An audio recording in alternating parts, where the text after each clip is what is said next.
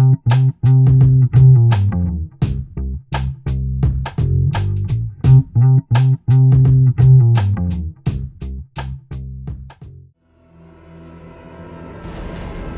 need some hero points, bro. Let's get some, baby.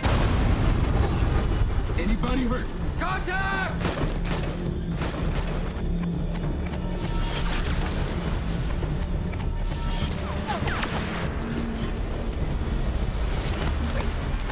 You do not have the authority to execute a prisoner of war. He's not a prisoner unless I take him prisoner.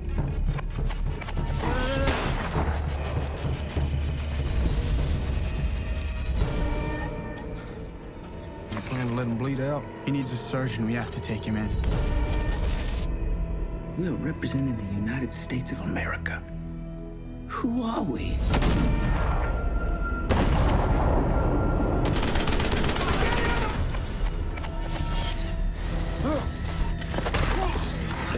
Forget who you are fighting here. Let them collect their dead. We're human. Get off of me! They're coming.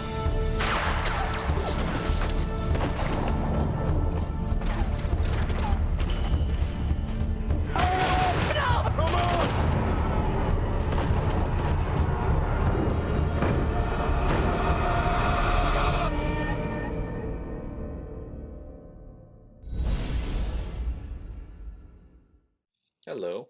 Hey, Jack. How are you? I'm good. How are you, Adam? Good. Do you remember me? I do. Yeah, we sat in on the orange couch in the Glass Eye office and talked, I think, a long time ago. Oh, gosh. You have a better memory than I do, it turns out. How are you? I'm good. I'm here at school. I'm about to graduate, so I'm in this little like flux period where it's just the Wow. senior grade gets to hang out. Yeah, So, where are you? Which school? Wesleyan University in Middletown, Oh, Connecticut. I know where it is. Yeah, yeah. Congratulations. Thank you. I guess my kid is exactly 4 years behind. Oh, He's yeah. graduating high school. Yeah. Yeah. Yeah. Hey, Larry. Hey, Adam. How are you? Good enough. Good. Let me hear you, Larry. Your audio sounds a little bit. Hello, I have lots to say. Yeah. It's working. Cool. We Well, don't have yeah. fancy equipment as you, of course. Look at your fancy red mic and your. I know. And I'm working at do you know the radio station across the river in Red Hook, WKZE? Yeah. You do? That's where I'm working. Oh, that's great. Yeah. So it's been terrific. So that's where I am right now. But it makes it's in the mornings. It's pretty cool. That's why I was kind of trying to get it in the morning when it's kind of on the quieter side of things. So it's still that way. Cool. So thanks, guys, for making it work. Yeah, of course. So yeah. Hey, so Jack, congratulations. That's quite a movie you made there, Foxhole. Thanks. When did you have time to do that? It took me a long time. I started writing it in like sophomore or junior year of high school. And so that's like Really? Yeah, Wow. that's like 5-6 years ago, is when I was conceiving of it. Right after my first feature, I kind of knew I wanted to make another feature, because that seemed like the natural progression of things, I guess. And If you're a filmmaker. Yeah. I remember we were digging we were adding like a room onto our house, and we were digging this the contractors were digging this trench basically so they could lay the concrete or whatever it was down to add this this room. And I was staring down at this hole right after I'd finished shooting Stray Bullets. This was summer 2015, 7 years ago. And I remembered the idea that I had before Stray Bullets about a movie that took place in a foxhole based on the true story of my grandfather's friend in World War II who had been stuck in a foxhole at night during Battle of the Bulge. And a German soldier hopped into the hole for cover. They were just both seeking cover from artillery fire. And instead of drawing their weapons, they ended up sharing stories all night as they sheltered in place, and the Germans spoke perfect English, and they had a lot in common. And then they parted ways at dawn. I'm not sure if someone tried to turn somebody in or something like that, but I don't know. The story goes they parted ways at dawn, and then many years later, back in the States, the American soldier who was named Morton um, was wandering around his hometown, goes into a convenience store. I think this is upstate New York, and he feels like there's somebody following him, a tall figure in a dark suit. Oh, And right. so eventually he turns to confront him, and it's the German, and he says, "Do you remember me?" And he said, "Of course I do." And so Yeah. they they're brought brought right back to that moment, and they remained friends their whole life. Um, so that story seemed kind of like too good to be true. It seemed kind of unreal. I always say it's the most unlikely thing in the movie, but it's the only part that's true. And so that was going to be like a, I heard this story. My grandfather passed away when I was 14, so I heard this story amidst that, and I was going to make a short film of it with my friend who's German, and I was going to play the American. We were going to dig a hole and make a little movie like I used to do. Mhm. But then Stray Bullets came around. I did that, and then, like I said, here I was looking down at this trench that the contractors had dug, and I was reminded of Foxhole. And after making the previous feature, I thought, well, how could I stretch this one out? Maybe I'll just do it 3 times.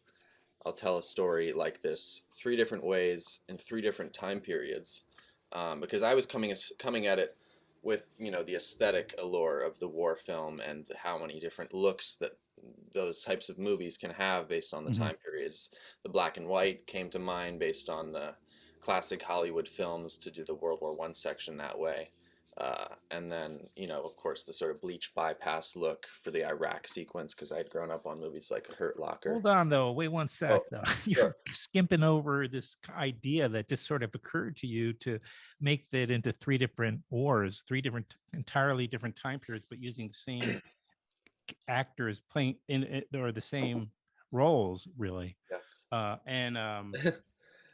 I guess that's probably that's a pretty yeah. sophisticated kind of concept, and you kind of skimmed over it a little bit, like I mean, Then I I probably decided skimmed over it just because that's probably it probably felt like a natural solution to my problem, which was I didn't have I enough of a story, and so the things I care about in cinema are like the little details, the million, and in war movies, I should say, are the little like period details and really feeling like a sense of time and place. And right. also, I'm very much interested in cinematography. That is like sort of one of the things I think about first. And so, this structurally, I just conceived of building 3 different looks and time and different time periods, and then it felt like kind of a natural choice to put the same characters in those different situations and see how social change reflected was reflected in their dynamic, tracking the character of Right. Jackson. One of the main characters is the African American Yeah, guy, so yeah. obviously his dynamic with the other characters is going to Yeah, shift quite dramatically. that became one of the core, one of the crux points of the film was tracking his story, and that's really the arc that we do follow. And then introducing Gale in the third Right. war is another one. So those were little structural conceits that I thought, well, how can I tie this together? I'll give it sort of through lines like that. But really, it was just kind of like I wanted to do a war movie, and it felt fun to do to tackle 3 different issues, looks, everything 3 times. And so because I couldn't come up with one long one. Okay, I get it, but okay, we'll That leave was it my there for a that moment. was my 15-year-old self. Then the movie grew. I'm sort of describing the I get it, initial right? But feeling. it's a because it's of itself. It's a very sophisticated sort of conceit, So it's like, but Mhm. this is where we can bring Larry in because Larry, being a seasoned producer type, Larry, did you explain maybe how complicated that this is getting with essentially all 3 sequences or components are all rather complicated in terms of costume, in terms of wardrobe, in terms of scenes and productions. But did you, but especially if you're doing something in the past, right? So did you explain this to your son that it's probably easier just to do it in the contemporary time? And No, I mean, I take great pride in sort of the strange alchemy of making low budget movies with the resourcefulness as the leading tip of the spear. I made a movie called I Sell the Dead. My friend wrote a period piece that takes place in the 1800s in England, and we shot it in Staten Island. And part of the joy of that film remains that we pulled it off, and you really feel you're in a BBC production. So when Jack began his interest in this, I mean, it's not like it was outlandish. She didn't have battle scenes. That was part of what I thought was very smart. It was all in a foxhole. And so how to do that? I knew that I needed somebody who cared and was an expert in war films or just sort of history. Jack had done his own research, but he then just sort of sat back and said, deliver for me. So I found this gentleman upstate New York named Chris Ingridson, and he's a low budget filmmaker from the 70s. He's my age.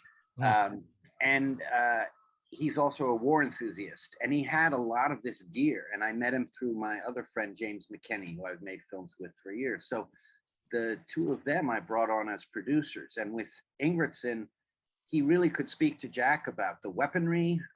He had as much fetishizing of what kind of armor they would wear in Iraq and what an old cap would look like from the Civil War. We went to Civil War reenactments. So the idea that as a producer, what you're doing is you're trying to build the world and support the vision. And as I say, the conceit was to film in a hole three times. So it was manageable. It wasn't the third hole unreasonable. The third hole was really a what do you call armored vehicle? What do you call Humvee, yeah. Humvee? And but yeah. And Ingridson knew someone with a Humvee, and we went to his joint. Of course. I mean, so this is really producing, at least the way I do it. I don't like dealing with agents and numbers, but I deal with the conceptual approach, and I become a cheerleader. Solution. Solution, and really celebrating resourcefulness as opposed to fetishizing the budget and spending years and years looking for that extra bit of money that no doubt would have made things go smoother. But I like the challenge of working within limitations. And also remember, we're talking about a young filmmaker, and I think it's important that the kids come up being resourceful. Then when they earn their keep, they can get more money, and they'll be good at that because they won't be wasteful and confused. They know that you have a limited amount of time to make decisions. So you have to plan ahead and be able to answer questions. And I felt that Jack was very well researched and very ambitious, and I've always appreciated his discernment and taste. Obviously, he's my kid, but I've produced movies for a lot of first-time filmmakers, mostly because I believe in them, and some of them have gone places. We'll see about Jack. Jury's out. Jack, so did you talk about a little bit also about that research phase had to be, did you get a little bit intimidated as you get yourself beginning to the process? Maybe I don't know if you realized maybe you were in pretty deep. Yeah, I think. Did you panic? Well, this was a long time ago, so I don't remember exactly what I looked at. In 10th and 11th grade type time period. But I definitely did get the sense that the more I read, the more I needed to kind of be careful to not get overwhelmed, because I was trying to tell this very specific story, and really my mission was to make what I wanted to do historically accurate by finding it in research. I have always, in school, I've always done research papers backwards. I'll have an idea, and then I'll try to prove it by finding it in the research. Of course, you can find it and it's there, and then you learn new things, and then it becomes what it is, and it changes. But I had these problems that I needed to solve, and the research helped me do that. Like I needed to know why would five guys, only five people, be out in no man's land at night, because I needed to isolate this small group of soldiers in no man's land in World War One. And the answer was, well, these barbed wiring teams would go out in very small parties at night under cover of darkness to change where the breach in the barbed wire was, so the next day when the enemy tried to get through where they had scoped it out, it was filled in and they needed to go somewhere else. And so that's sort of like, that was a big bit of research that I built the World War One section around. Mm-hmm.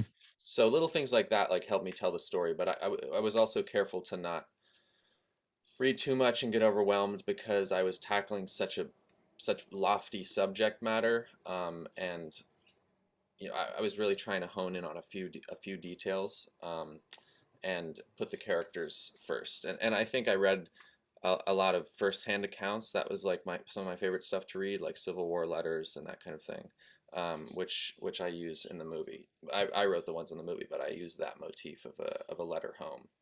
So yeah, the research was, honestly, it was just when I had the time in high school, that was what I was doing. And then I really started to write towards the end of high school and into the first year of college was when I was writing the screenplay. Mm-hmm. What sounds maybe like World War One might have been for you the most, I don't know if it gratifying is the right word, but challenging, satisfying. Yeah, I mean, I'm trying Did to you think do you back. It definitely, it had the World War One. No, actually, I don't know. I really enjoyed reading about Iraq too, and about more modern warfare, like that Mhm. book Brunt by Roach, I think is her name. And that one is just about like or like the things they carried, like what is in a soldier's pack, and like all of the various weights associated with. So I really enjoyed reading about all three, but World War One was a certain one to crack, and of course the decision to move the original story that was inspiring this whole thing from World War Two to World War One was a conscious decision, because I felt that World War Two is so, it's not as morally ambiguous as World War One is. Right, And right, it's right, right, also very represented in movies, and this one right. is slightly less. And I was also just in love with this movie Paths of Glory, the Kubrick film, when I was young, and I still am. I just love that movie, and that was a big inspiration for World War One. Mhm. So during production, Larry, what was your role during the actual production? Where did you shoot most of this?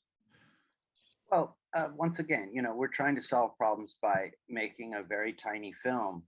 Yeah. And some things, so at a certain point, Jack and I looked at each other and looked out into the field of our house in West Shokan.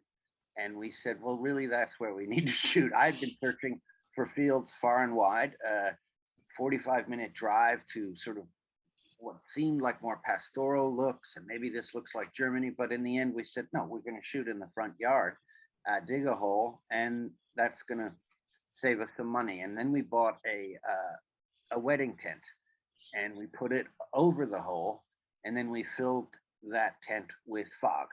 And then for the second With wall, what? with fog. Fog. So we created Yeah. basically a set outside, inside. And my duties were, I mean, I have the name of the assistant director, but I basically was just the guy sort of fretting and reminding Jack that he had 5 days for each war, and we could never look back because we had to change the whole. And so I was just the guy saying, let's get this moving along. And sometimes to the annoyance of Jack and the DP that we hired, because there was no turning back. So we shot 5 days each war, and then we flew to California with the crew, with the cast and one or two crew members, and we shot the last sequence in a day. So it was a very tight schedule, and that was my main agenda. And also, of course, I had worked with Jack before we landed our DP on the shot list, so he and I were familiar with it, and I was just there to support. That's the role of the producer in something this boots on the ground. I had McKenney and Ingridson backing me up, doing things like travel plans and the craft service. And the other component I want Jack to speak about is just the actors, because he's Yeah. emphasized how much the movie was inspired by sort of the structural elements and the textural elements, and but of course, what was so inspiring was to be there and see the actors take over. And Jack, speak of the casting, because that was Yeah. very specific. Yeah, this movie relied so much on the actors that I think there was a bit of a feeling of uncertainty when I was writing the script. I didn't know who it was for. Beforehand, in my previous experiences, I'd almost always written for somebody, or at least somebody in mind. And in this movie, You mean like a segment of an audience, or are you talking about a specific person, or are you talking about the actors? yeah, I'd written a part with an actor in mind. Okay. Almost always. And so with this movie, which is basically 5 people talking in a hole the whole time, it relies totally on the performances and the chemistry of these actors. Yeah. I was at a loss, and so we reached out to Lois Drabkin, who came on board. She's a wonderful casting agent in New York City. Yeah. And I guess she specializes in younger people also. So that was like the age group that I needed, up and comers. But I sat in a pan quotidian on 8th Street, or on 12th Street, across from the Halloween store that goes through the block. And I sat there and I met with actor after actor after actor for like 3 or 4 days. I would maybe 5 or 6 meetings per day. And within all of those people were my entire cast. And yeah, those meetings are such a blur, but I you know, those that I connected with, I got some audition tapes from, and you know, talked with on the phone, and then basically we had our cast, all except Andy Matichak, who was like right down to the wire, right until the last minute. We couldn't nail that contract in because she had another movie going on as well. But we were fully cast based on all of Lois's work with these amazing actors, and I really lucked out with them. We didn't have any rehearsal time, so we would just basically get in the hole and run the scene a few times before sending them to hair and makeup on the morning of our days, and then we would set the camera and lights while they were in HMU. But that was the extent of rehearsal we had. So it was really the moments that you see in the movie that feel raw or authentic are like the first time that they reach that level of performance. And so that's, yeah, I really liked that workflow with them, because it felt like we were realizing it together as opposed to having done it many times before. And did any of them like look ask your age? I mean, you know, I know your skills, and I know your DNA. So I mean, and I know your seriousness as a creative person. So I don't care. I personally guess don't care at all. I you know, I'll see all your. they must have been sussing me out. But yeah, they had all read the script, I guess. So they were right. They came to those meetings with that much information about my intentions or seriousness. And it is a kind of an actor's script. I mean, it's like a lot of people say it's like a play. To showcase. Well, I was going to say this. Yeah, for sure. This. Yeah, I mean, there have been plays that have taken place, I think, but not like this. But I mean, you know, and I think there was a David Hare play, maybe, or David Ray, like Sticks and Bones, or something of that nature, which I was dragged to the public theater as a kid, which I now, in retrospect, am grateful for, but at the time would have rather been anywhere. Yeah. But anyway, yeah, it does. It's a showcase for actors. I don't mean to. I have yet to have too many theater experiences that don't feel like I was dragged to.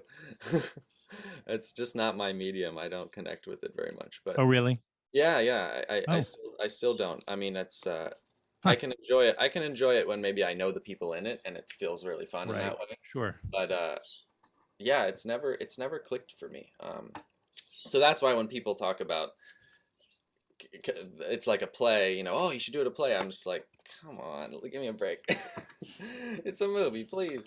Well, but yeah, you know, I'm a totally visual thinker, and to when I ended up with this script, which was just people talking the whole time because of the conceit that I had that I had put together, I was like, just, you know, just like, what was I thinking? But you know, it turned out okay.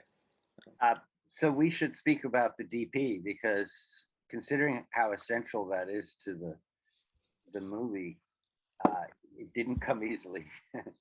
Yeah, we were really strapped for a DP. We had somebody who was interested, but he had to drop out for like a family illness, I think, and so we're like 10 days out from the shoot, no DP. We had taken various meetings, but everyone was busy, and then all of a sudden, Colin Brazy is recommended to us by our trusty AC, Jesse Locascio, um, who's AC'd like all of the Glass Eye films and is such a great focus puller. And so we trusted his recommendation, Colin, who he'd worked with. And I remember talking to Colin, we hit it off, we talked about anamorphic, all the things I was too afraid to pitch to my producer about the look I wanted. And then it seemed like within 48 hours he was up there at the house, and we were going through the script and walking out to the hole and looking around and breaking down the movie and watching movies. And we had like a week of pre-production with Colin that was very intensive, and we got him up to speed, and then he became our greatest asset on set because he was really almost like an AD type DP, where he's just really trying to think about how we can make our days and how to condense shots. And he ran his team so seamlessly, I couldn't even, I didn't even notice what was happening with the lights. It just all worked really well. And I'm very camera oriented, so I like to operate sometimes. Mm-hmm. So there was some nice moments when we would hand off the camera mid shot if the camera move called for like a sort of an impossible change or shift. So those were some nice moments between us. But yeah, it was boots on the ground with Colin. Really, we just had like a very short period of time with him beforehand. It's called Foxhole, and you have a sneak preview at the IFC Center. Did I read that right? We had a You had screening it Thursday, day? and now it's still doing its run there. It'll be there, I believe, Oh. until Thursday of this week. Yeah, so it's still playing at the IFC Center in New York, and then at the Laemmle Glendale in LA all week. Perfect. And actually, it is coming upstate. We're talking to Tinker Street. They're going to play it in Woodstock. Yeah, which will just be fun for the locals to see another film made in the area. Absolutely, right, of course, and very close by. And when is that? Do you know when that is? It's not scheduled yet because Jack's graduating from school, so we're trying to sort out Right. It's a lot. the next couple of weeks. It's exciting. Yeah, and I hope we can play it in a few other local theaters. It opened in Ohio, Colin Brazy, the DP's hometown, and actually got held over. So there's been some nice response to the movie. That's wonderful. Great news. This is great. And I will look forward to that Tinker Street. Whenever that happens, I'll come out. And but people still have plenty of time, so it's there for another. Well, as we speak, I'll put this. I guess I'm going to put this up immediately. Yeah, it's also on Apple TV and Vudu right now, and it'll be on more streaming services in the next 2 months or so. That's great, right. Which I guess is how the majority of people will see it. But it's such a, like we've already been discussing. It's such a visual feast, for lack of another word. It's and it's very much of the time, and it's written and directed by Jack Fessenden, and edited and scored, I think, right? Yeah, the score all during COVID. It's a little, yeah. It's a very, very, very, very amazing, and the score is available, by the way. On, do tell. Well, that's all. The score. It's available. The soundtrack on iTunes now. All right. Well, stream that. We'll put all these links. We'll make them available. But try to see it this week. If you're watching, it's still at the IFC Center. You said in New York City, and at the Laemmle Glendale in LA. Thank you guys. Yeah. Thanks, Adam. We'll throw a trailer at the beginning of this, a couple of links at the end of it. It'll be great. Sure. So thanks, Adam, for tracking Jack's progress. Oh, well, yeah.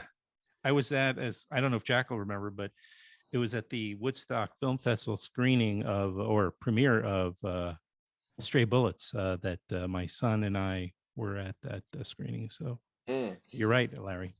It played very loud. Remember that? Yeah, I do. It was deafening. Oh, that explains the buzz in my ear afterwards. Yeah. I couldn't decide which to ask to turn it down, and then I just walked away and let everybody be bombarded. Well, then our mixer said, I thought it sounded great. I don't remember having a problem with it, but it's a little while ago now, I guess. Well, congratulations on your graduation. Oh, thanks. I assume you majored in film? I did. I majored in film. See, I'm very quick like that. I can put things together pretty quickly. Yeah. Yeah. And what are your plans for after, or not that you have to have any? Well, I think you've done a lot. You deserve it. I'm moving back to New York and trying to make movies. Okay. So, yeah. Well, you're off to more than auspicious start. So good. And we'll just keep in touch. Yeah. All right. Great. Well, it's lovely to see you guys. And yeah, we'll do this again soon, I hope. All right. All right. Thanks. All right. You bet. Okay. You have a great day. You too. All right. Bye. Good seeing you.